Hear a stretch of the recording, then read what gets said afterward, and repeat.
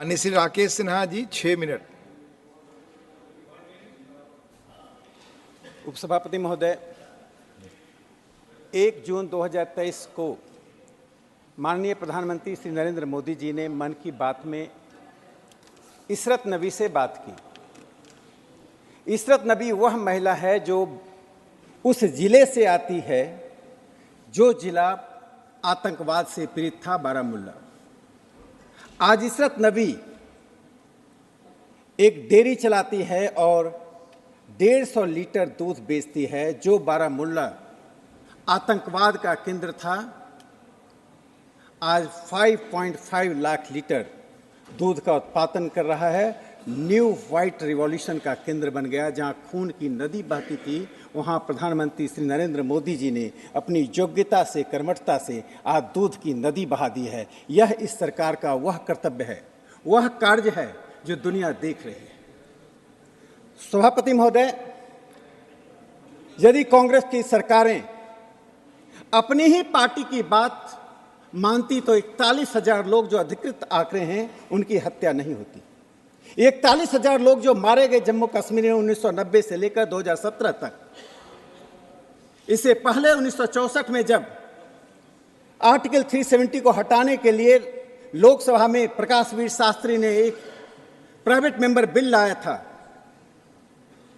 तब लोहिया जी ने कहा कि मैं इस कांग्रेस सरकार को यह नहीं कह सकता हूं कि अपने पांव पर खड़े हो, चूंकि इनके पास पांव नहीं है, ये टूटी लकड़ी के सहारे चलते हैं।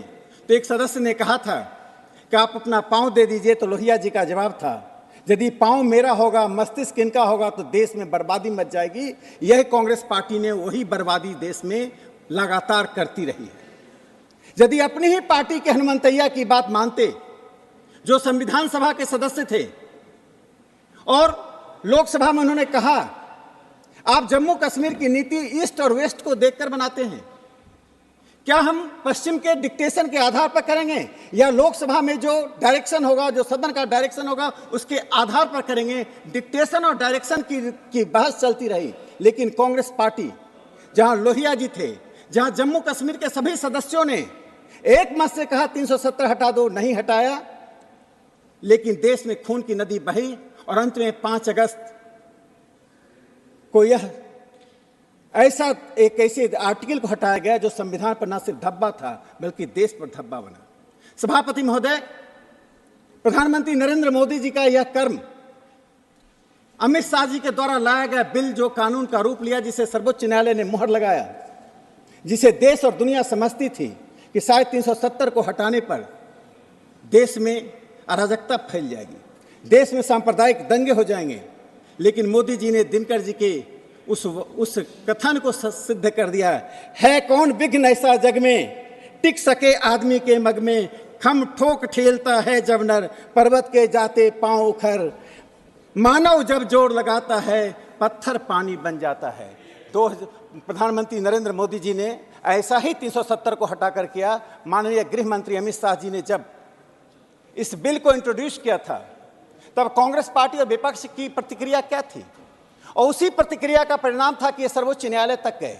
अभी तक इन्होंने हृदय से इसको स्वीकार नहीं किया है। तकनीकी रूप से ऐसे ही स्वीकार कर रहे हैं जैसे राम मंदिर के निर्णय के बाद ये राम मंदिर को स्वीकार कर रहे हैं, 370 पर सर्वोच्च न्यायालय के फैसले के बाद स्वीकार कर रहे हैं। इनके दिलों और दिमाग में अभी भी 370 और बाबरी मस्जिद बैठा हुआ है। इस पार्टी की, इस विचारधारा की नियति यही है कि इस देश को बर्बादी के रास्ते पर ले जाएं, इसलिए देश ने बार बार खारिज करता है। सभापति महोदय, इस 370 के हटने के बाद आज जम्मू कश्मीर में जो एकलव्य और राधिका की कहानी चलती थी, जो 257 सफाई कर्मचारी को पंजाब से कश्मीर लाया गया था, चूंकि कश्मीर में सफाई कर्मचारी की हड़ताल था। ये वाल्मीकि समुदाय के 3,000 लोग किसी रोजगार के लायक नहीं थे, वे बाध्य थे। राधिका एक राज्य स्तर के एथलीट थी, लेकिन उसे कोई रोजगार नहीं मिल रहा था। एकलव्य एक ग्रेजुएट था, उसे सफाई कर्मचारी बनने के लिए बाध्य किया जा रहा था।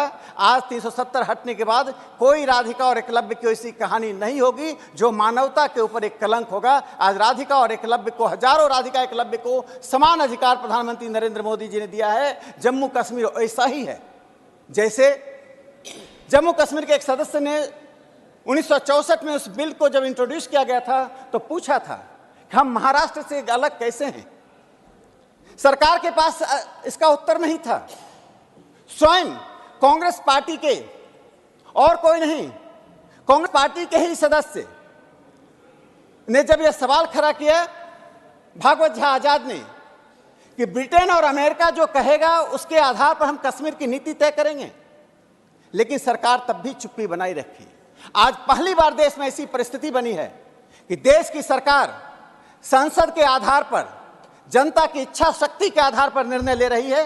उसी इच्छा शक्ति का परिणाम है कि जिन सियासतों को हमने 50 के दशक में सरदार पटेल ने इस देश को अंगीकार कराया था, इस देश में इंटीग्रेट कराया था, एक जम्मू कश्मीर अपवाद के रूप में था, जिसे माननीय अमित शाह जी ने पूरा कर दिया। इस देश में एकता का जो चक्र अपूर्ण था उसे पूर्ण कर दिया गया 5 अगस्त 2018 को। यह सरकार का यह 109 अक्षरों से लिखा गया एक कार्रवाई है जिसे सर्वोच्च न्यायालय ने आज स्थापित किया है। सभापति महोदय, मैं एक बात कह के अपनी बात समाप्त करता हूं। जिस प्रकार से इस देश की एकता और अखंडता के लिए लोग चिंतित रहते थे और उस चिंता का खोखलापन क्या था, मैं इस इंस्टांस से समाप्त करता हूं। जिस डॉक्टर श्यामा प्रसाद मुखर्जी जी ने बलिदान दिया, डिटेंशन में उनकी रहस्यमय मृत्यु हुई जो कि एक हत्या थी। उनकी मां जोगमाया देवी जी ने जब नेहरू जी से कहा, मैं आपके पत्र से संतुष्ट नहीं हूं, मैं आपके पत्र के द्वारा आपकी संवेदना नहीं चाहती हूं, मुझे सिर्फ यह चाहिए